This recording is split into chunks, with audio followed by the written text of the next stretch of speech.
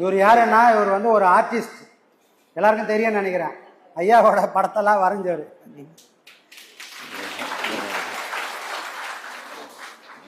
ஐயாவோட படத்துல ஒரு பியூட்டி இருக்குது.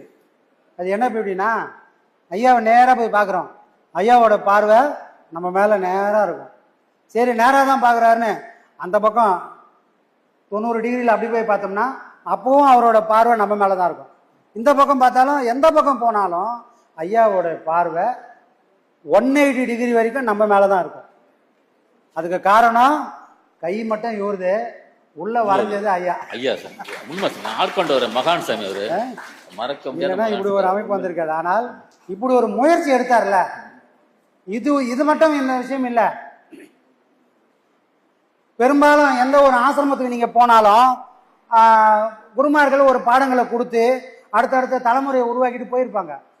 சரி, அடுத்தடுத்து வரவங்களை போய் ஐயா இந்த பாடத்துக்கெல்லாம் ஏதாவது ப்ரூஃப் இருக்கா அப்படின்னு போய் கேட்டிங்கன்னா அவங்க என்ன சொல்லுவாங்கன்னு சொன்னாங்கன்னா, அதெல்லாம் எனக்கு தெரியாதுங்க, எங்கள் குருநாதர் எங்களுக்கு கொடுத்தாங்க, அதை நாங்கள் இப்போ பண்ணிட்டு இருக்கோம் அப்படின்னு தான் சொல்லுவாங்க.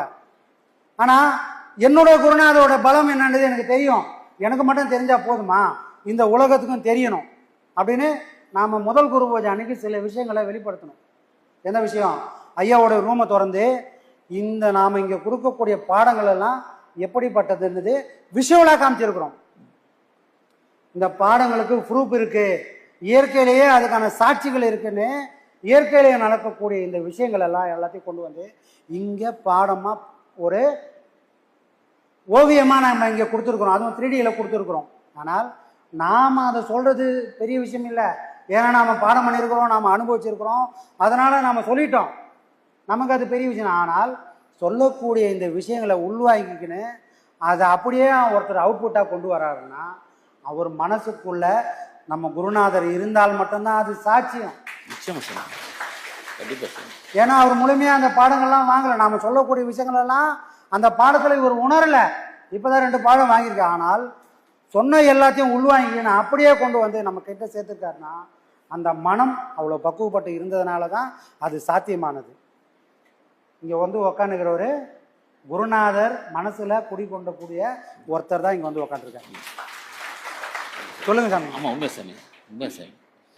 ஃப்ரான்ஸில் சாமி சீடர், ஐயாவோட சீடர் செந்தில்வேல் டிஃபென்ஸில் இருக்காருல்ல, போன பர்மியோட வந்துருக்கு. ஆமாம், குரு பூஜைக்கு வந்து அவர் உங்கள்கிட்ட ஒரு கேள்வி கொடுத்துருக்காரு, ஒரு 7 கேள்வி கொடுத்துருக்காரு. அங்கேருந்து அனுப்புறாரா? ஆமாம் ஆமாம் சார். வெட்டாத சக்கரம்னா என்ன சார்?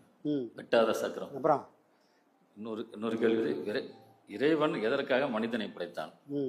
இந்த பிரபஞ்சம் ஏன்? இது அடுத்தடுத்து கேள்விங்களா? ஆமா, அடுத்தடுத்து. அதே கேள்வி இல்லை. இல்ல இல்ல இல்ல. சரி, வெட்டாத சக்கரம்னா வெட்டாத சக்கரம்னா என்ன? வெட்டாத சக்கரம்னா என்ன சாமி? பிரான்ஸ்ல இருந்து ஒருத்தர் செந்தில்வேல் சாமின்னு ஒருத்தர் இப்ப கேட்டிருக்காரு. நாமெல்லாம் சீடருங்க, சொல்லி ஆகணும்ப்பா, சொல்லுங்க. சுவாசம்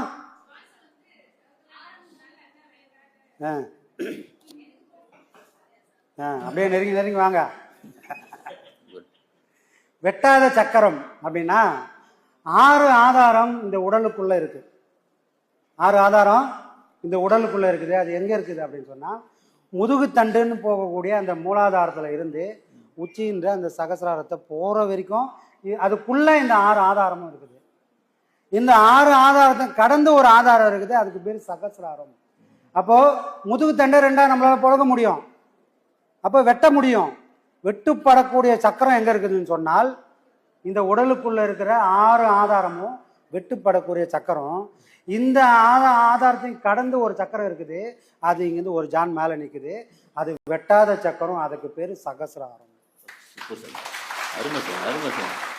அதை வெட்ட முடியுமா? எல்லாத்தையும் தேடல பார்த்த சாமி, எதுவுமே அந்த விளக்கம் வரல சாமி. சரியான ஞான சாமி உங்களுக்கு எங்களுக்கு. அப்போ நம்மளை மீறி ஒண்ணு இருக்குது, ஒரு ஜான் மேல நிக்குது, அந்த இடம் தான் பரவெளி. எல்லா மகானும் போய் தரிசிச்சு வந்த இடம் எதுன்னா அந்த இடம் தான். வெட்ட வெளின்றது வெளியே எங்கேயோ ஒரு இடத்துல இல்லை, எல்லாமே நமக்குள்ளதான் இருக்குது. அந்த இடத்துக்கு நம்மளால போக முடியல. சந்திரனு ராக்கெட் விடுறோம், செவ்வாய்க்கு ராக்கெட் விடுறோம், சூரிய மண்டலத்துக்கு ராக்கெட் விடுறோம். ஆனால் இந்த ஊன் உடலுக்குள்ள இந்த பிரபஞ்சத்தையே ஒரு சின்ன மினியேச்சரா இறைவன் படைச்சிருக்கிறான். அந்த இடத்துக்குள்ள நமக்கு போகக்கூடிய சக்தி இருந்தால் அந்த இறைத்தன்மையை நம்மளால உணர முடியும். தானும் தன்னை அறியக்கூடிய சக்தி அங்கே மட்டும்தான் கிடைக்கும், அங்கே போகிறவங்களுக்கு மட்டும்தான் கிடைக்கும். அப்போ இந்த ரகசியங்களை ஒவ்வொரு அப்பியாசியும் ஒரு சீடனும் புரிஞ்சுக்கின்னு பயணங்கள் பண்ண பண்ண பண்ண பண்ண தான் யாருன்ற அறிவு அப்போதான் அவங்களுக்கு கிடைக்கும். இது வெறும் பாடத்தினால கிடைக்குமா அப்படின்னா இல்லை, செய்யக்கூடிய பாடங்கள் நமக்குள்ள எதிர்வினை ஆற்றும், நம்ம மனதளவில் ஒரு பக்குவப்படுத்தும். அந்த பக்குவப்பட்ட மனசுக்குள்ள கேள்விகள் 1000 கேட்டுக்கினே இருக்கும், இது வரைக்கும் எழாத கேள்விகள் எல்லாம் கேட்கும். அப்போ அதுக்கான விடைகளை நீங்கள் தேட ஆரம்பிக்கணும். தேட ஆரம்பித்து அதுக்கான விடைகளை உங்களால் கண்டுபிடிக்க முடிஞ்சதுன்னா அப்போது நீங்கள் உங்களை உணரக்கூடிய தருணம் அந்த தருணமாக இருக்கும். தான் என்ற கேள்வி எல்லாத்துக்கும் தானே கேள்வி கேட்டு தானே பதில் சொல்லணும். அதனால தான் ஒரு சில இப்போ அடுத்த குரு பூஜைக்கு ஐயாவுக்கு ஒரு விஷயம் பண்ண போகிறோம். இப்போ நீங்கள் கேட்டதுனால சொல்கிறோம், என்னப்பா அடுத்த வருஷம் தானே ஐயாவோட குரு பூஜை, அதுக்குள்ளே இப்போவே ஆரம்பிச்சிட்டியா?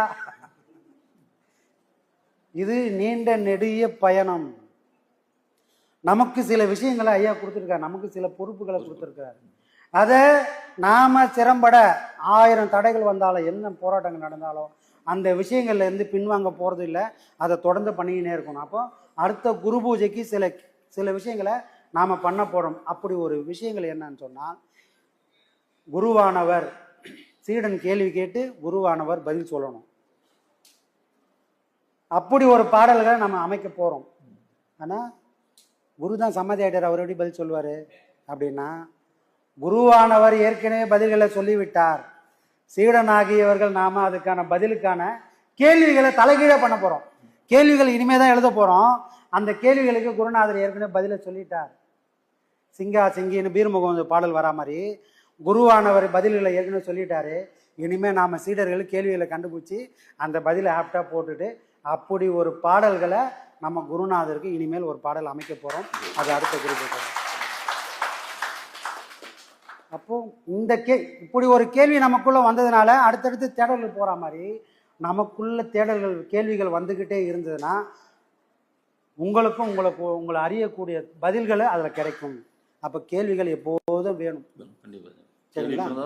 ஆமாம், கேள்விகள் இல்லாமல் ஞானம் பிறக்காது. பாடம் பண்ணாதான் வரும். வெறும் கேள்விகள் மட்டும் கேட்டா அது விதண்டாவாதம் ஆயிடும். ஆமாம், கண்டிப்பாக விதண்டாவாதம் ஆயிடும். விதண்டாவாதங்கள் எப்பவுமே நம்மளை ஊர் போய் சேர்க்காது. உள்ளுக்குள் தன்னை உணர்ந்து தன் படத்துல அனுபவிச்சு அந்த அனுபவத்திலிருந்து கேள்விகள் வரணும், அதுக்கான விடையை தேடணும்.